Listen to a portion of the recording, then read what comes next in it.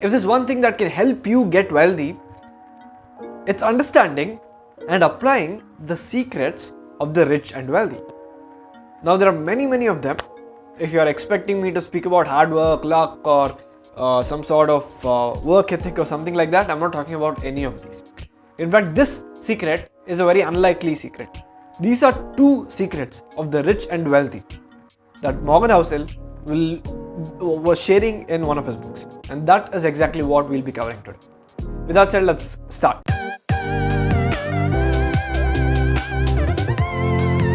Hello guys, welcome to Book Ideas, where we tell you interesting ideas from interesting books.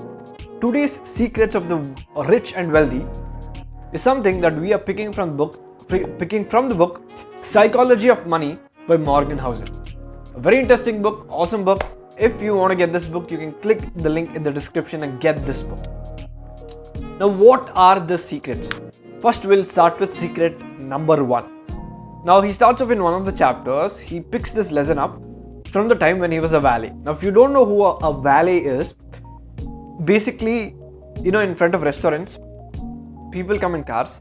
They give the key to this person. This person takes their car, parks it, and when this person is coming out of the restaurant, he picks the car up and brings it to the entry, to the door or something like that. So that person is valet. Now, when he was working as valet, he was working in, I think, Los Angeles. So he was looking at all these people with amazing cars, Ferraris, Lamborghinis, really cool cars. And he used to think, wow, that is such a cool car. And he said, you know what, if only I had that car, it would be amazing. The life would be amazing. And that is exactly the secret number 1. The truth is, he said he realized one thing at that moment. Every time someone comes with a car, someone comes with a very good looking car, people think about themselves in that car.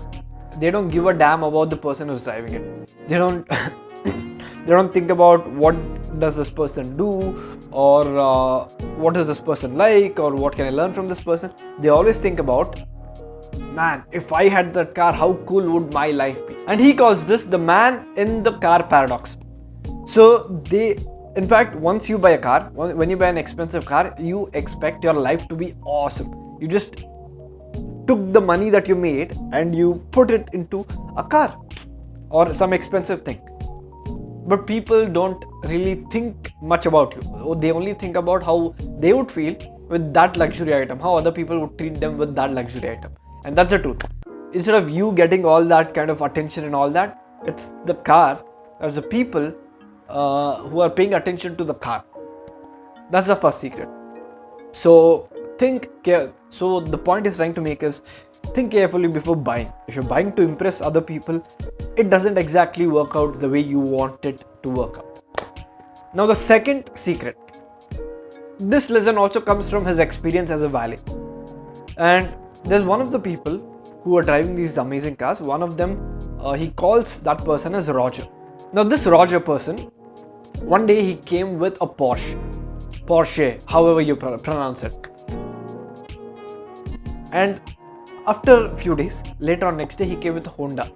Again, he continued to come with a Honda. And Morgan was like, what's going on here? Where's this Porsche? He goes and he asks Roger, what about your Porsche? He said he could not pay off the loan on the car, so they had to take the car. And he said, the world is full of Rogers who invest a lot of money into buying stuff, luxury stuff and all that. And a lot of times they make loan for it. Right? They take up a loan to impress people that don't even matter to them.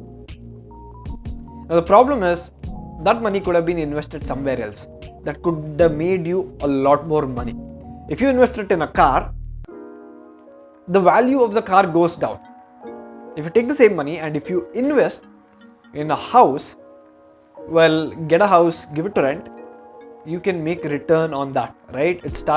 It becomes an income generating asset. With that said, this is another part to it. Now, does it mean that these people are not rich? Well, they definitely are rich. And he gives a very interesting definition of rich and wealthy. There's a difference between rich and wealthy. Rich is when you have good income, really good income. Like when you're making a lot of money, when you're earning a lot of money. Now, this earning is what actually helps them to get this car, get a loan, like to buy a big mansion or to get a car. If they have to take a loan, they need to have a good income for that. They need to have a good income for them to be able to get that loan. If they don't have that, they won't be able to access it. That is why me and you or normal people cannot do it. Wealthy are people, wealthy is a Lamborghini not bought, Ferrari not bought, that vacation that has never been taken, yacht not bought, a home, a mansion that isn't bought. All that money is what creates wealth. It's the things that you don't spend. It's the things that you invest in somewhere else instead of buying stuff that won't be of much value later on. And I said that's the difference between rich and wealthy. But here's what he said. Another problem with this is if you really want to impress people, sometimes you will begin to invest money that you don't have. For example, Roger took a loan. Now, Roger wasn't necessarily a very wealthy person, but he spent the money he did not have. And after that, he probably ended up a lot less wealthier. So that is the difference that he gives. So the question is, do you want to be wealthy or do you want to just be rich and try to spend the money that you don't really have? Do you want to just be rich and invest in things that might give you small short-term happiness but not maybe long-term value? Or do you want to be wealthy? So that's what he ends his chapter with. These are the two secrets, the man in the car paradox and the rich and wealthy.